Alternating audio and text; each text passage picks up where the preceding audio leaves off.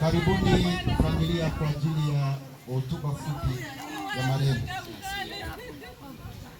Karibu familia kwa ajili ya hotuba.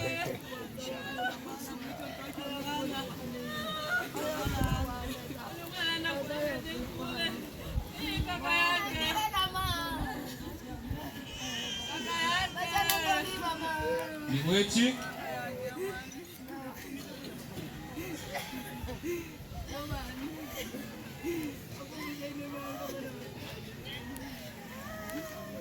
Neno Miwechi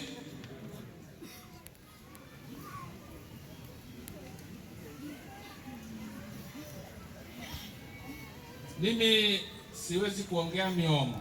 Sio miomo, ni Miwechi. Miomo ni kwamba kijiji kizima au watu 5 wa 10 kwenye familia moja wamekufa kwa pamoja, hapo naweza kutamka miomo. Kwa hiyo mimi nasema Miwechi kwa sababu tuna msiba mmoja. Miwechi, nimesimama kwa niaba ya familia yangu. Mimi ni mmoja katika familia hii ambayo imempoteza ndugu yetu. Hivyo basi familia ikaona vema initume mimi kwa ajili ya kuja kusoma maisha ya marehemu. Sisi ni watoto wa Bolambo. Katika zile nyumba 3 za Bolambo ambapo kuna Msango, kuna Mbongwe, alafu kuna Mwenda. Kwa hiyo mimi nilosimama hapa ni katika ile nyumba ya 3 ya Mwenda.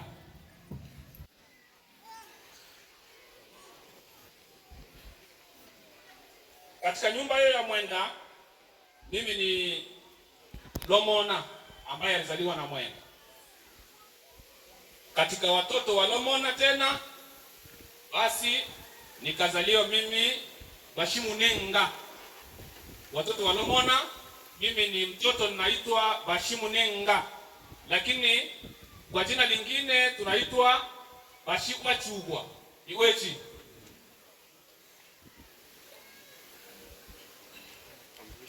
Katika watoto wa Bachugwa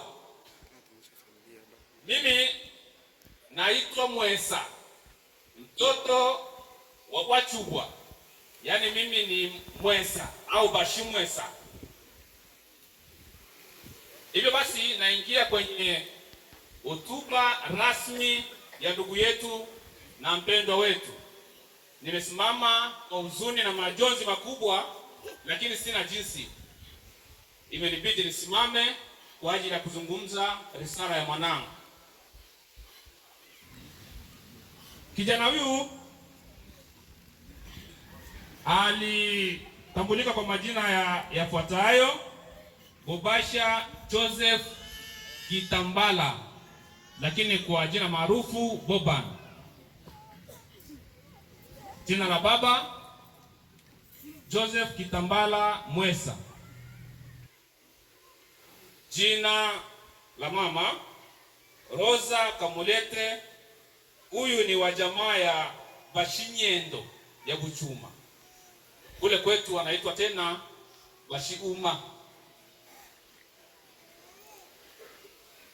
Boban alizaliwa Pakazimia kule Kongo. Ilikuwa tarehe 1 mwezi wa 10 1985 au 85. Elimu. Alianza shule la msingi pa Epe Dine Ubwari. Akasoma darasa la 1 mpaka la 2. Baada ya hapo tulikimbia vita, tukaja kambini, akaendelea na shule, akaanza kusoma darasa la 3 mpaka la 6 kwenye shule la msingi Mapendo, Epe Mapendo hapa juu. Baada ya kumaliza shule ya msingi alienda sekondari, akasoma Amitie, lakini hakuendelea sana. Alifika kwenye viwango fulani, akaingia kwenye maisha ya utafutaji, kuoa, Mwanetu Boban alioa wanawake wawili, ambayo mmoja anaitwa kwa jina la Feza Kaskile. Huyu ni wa jamaa ya Bashikwa Chubwa, nyumba ya Msole. Alizaa naye watoto wawili, wa kiume mmoja na wa kike mmoja.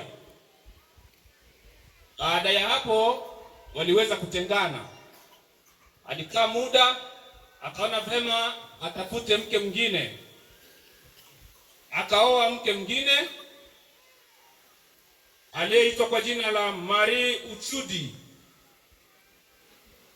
Huyu alibahatika pia kuzaa naye watoto wawili ambao wote ni wa kike. Hivyo basi, Boban katika maisha yake kwenye upande wa kuzaa alizaa watoto 5. Naomba unielewe. Naweza kuhesabu kasema wawili afu kafikiri mimi nimekosea. Katika maisha yake kwenye kuzaa amezaa watoto 5, ambao kati yao 5 kuna mmoja wa kiume na wanawake watoto 4, na wote wako hai, hakuna aliyefariki.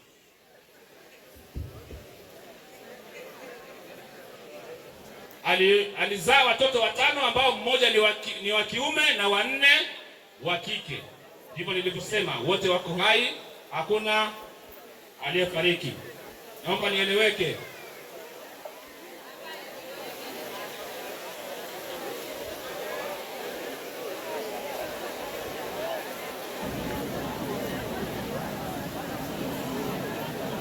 Kazi. Nilijua italeta changamoto hiyo, kazi. Ndugu yetu na mpendwa wetu alijishughulisha sana katika maisha yake kwenye kipaji ambacho Mungu alimpa. Alijishughulisha sana kwenye kazi ya mpira wa miguu. Hivyo alikuwa ni mchezaji mzuri ambaye anacheza namba 10. Cheza namba 10, namba 8, namba 7, namba 11 vizuri sana. Hivyo alicheza kwenye timu ya Abetro inaitwa Adeye. Alicheza tena kwenye klabu ya Simba Wanyika ambao makao makuu yalikuwa ni SD. Hichi kilikuwa ni kilabu. Baada ya hapo alicheza kwenye timu ya DE1. Lakini pia aliendelea kucheza katika timu za nje ya maeneo tunayoishi. Kwa maana nje ya kambi. Kwa kuchukuliwa anaenda kucheza, anarudi. Na alishughulika pia na kazi ndogo ndogo kwa ajili ya kujiwezesha katika maisha yake ya kimwili pamoja na familia yake. Mauti.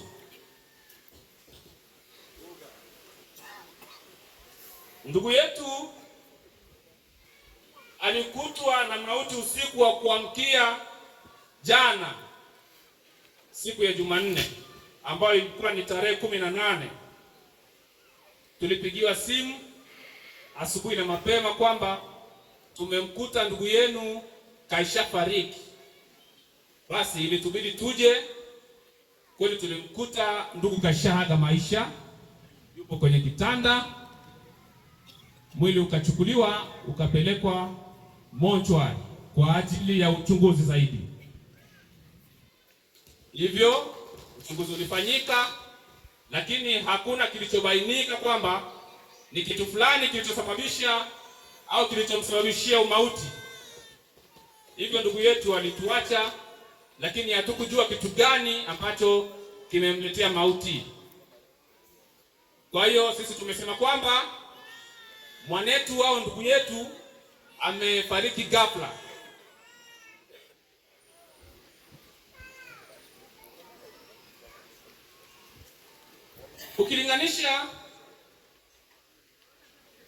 Ukilinganisha mwaka aliozaliwa tarehe 1 mwezi wa 10 1985 Na leo tunaposema tarehe 19 mwezi wa 11 2025, unakuta Boban kaishi miaka 40.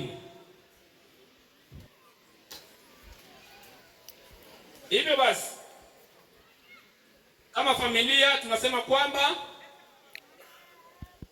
tutaenda kumsindikiza ndugu yetu katika nyumba yake ya milele, na tutapotoka huko sote tufikie mahali hapa, lakini kijiji kina nafasi yake.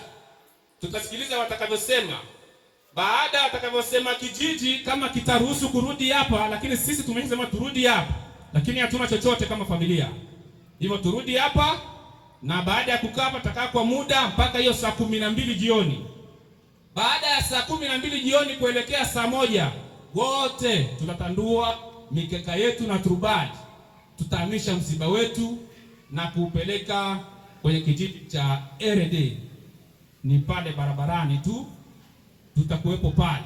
Kwa hiyo ndugu, rafiki na wengine ambao hawako hapa, mtawaambia kwamba msiba umehamishwa kuanzia siku ya leo.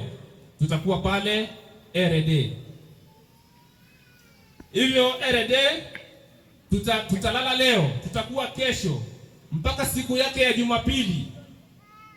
Tunawalikeni wote tukutane pale, ili angalau tupate yale maji yatakayopatikana wote kwa pamoja. Hivyo nisiwe na mengi sana, kwa sababu kuna wengine ambao watakuja kuzungumza baada yangu. Niseme kwa mdomo wa familia, tunawashukuru sana ndugu, jamaa na marafiki ambao mmetoka sehemu mbalimbali kwa ajili ya msiba huu. Kweli hatuna kile tunachoweza kuwalipeni, lakini Baba wa mbinguni anawaoneni mlivyoacha kazi zenu na shughuli zenu mbalimbali kwa ajili ya kuja kulia pamoja na sisi. Hivyo basi Mungu awabariki na awafungulie milango ya baraka katika familia zenu. Na mwisho kabisa niende kushukuru pia kanisa kwa wito ambao walikuwa nao. Wamesikia taarifa na moja kwa moja wakainuka. Hapa kuwa na swali wala nini, walijua kwamba ni mtu ambao walikuwa wanashiriki naye, basi wakaja kutusaidia. Kwa hiyo Mungu awabariki sana katika huduma zenu, na Bwana atubariki wote. Amina. Asante sana. Bwana Yesu.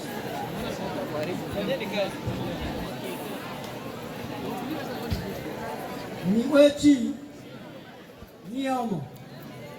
Kwanza amesikia vile familia imesema kwamba wenyewe hawezi kutoa miomo kwa sababu sio watu 5 au 6 wamekufa ghafla. Lakini mimi natoa miomo kwa sababu ni mwakilishi wa zone ya 5 kama kiongozi, na wiki mbili hizi tumekuwa na sanduku mbili zetu 6. Kwa hiyo lazima tuseme miomo. Miwechi aliyelala mbele yetu kama mnavyojua ni kijana, alikuwa mshupavu, alikuwa na upendo, hakuwa ni mtu wa kujiona. Kwa kweli mama vile amesema majina yake, lakini kuna lingine amesahau: usafi kwanza. Kwa hiyo mtu huyu alikuwa ni wa muhimu sana na inasikitisha. Napomwona amelala hapa, kibinafsi ananikumbusha msiba wa Eselo Mashuri. Kwa hiyo kama zone kuna majonzi sana, ila pia nitaenda kuwaasa ndugu zetu ambao mnaokuwa mmekuja kwenye msiba namna hii, msikae hapo kwa ajili ya kusikiliza mtu anakosea namna gani kwa ajili ya kucheka, kwa sababu huenda na wao ukifika hapa mbele huwezi kusema maneno mawili mbele ya watu. Kwa hiyo mwe mnakuwa na heshima. Kiongozi akisimama anazungumza, sikiliza. Jamani, tumetoka wapi? Miwechi Miomo. Kama nilivyowaambia, mimi ni kiongozi katibu wa zone ya 5. Mnamo muda tulikuwa kwenye kikao na kikao chenyewe hakikutufurahisha kwa njia nyingine, kwa sababu kilikuwa kinatupotezea muda. Mama vile alikuwa anapiga simu mara kwa mara, mko wapi? Kikao kilisema hivi, ni siku kwanza tariki 16 mpaka tariki 22 huyu mwezi kuko kampeni ya kupinga